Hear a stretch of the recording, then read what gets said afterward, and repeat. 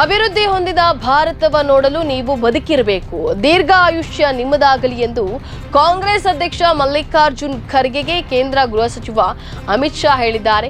ನನಗೆ ಈಗ 83 ವರ್ಷ, ಪ್ರಧಾನಿ ಮೋದಿಯನ್ನ ಕುರ್ಚಿಯಿಂದ ಕೆಳಗಿಳಿಸುವವರೆಗೂ ನಾನು ಸಾಯೋದಿಲ್ಲ ಎಂದು ಹೇಳಿಕೆ ನೀಡಿದ ಖರ್ಗೆಗೆ ಶಾ ಪ್ರತ್ಯುತ್ತರವನ್ನು ನೀಡಿದ್ದಾರೆ. ಖರ್ಗೆ ಅವರು ಸಂಪೂರ್ಣವಾಗಿ ಅಸಹ್ಯಕರ ಮತ್ತು ಅವಮಾನಕರವಾಗಿ ಮಾತನಾಡಿದ್ದಾರೆ. ಅನಾವಶ್ಯಕವಾಗಿ ವೈಯಕ್ತಿಕ ವಿಚಾರಗಳಿಗೆ ಮೋದಿ ಅವರನ್ನ ಎಳೆದು ತಂದಿದ್ದಾರೆ.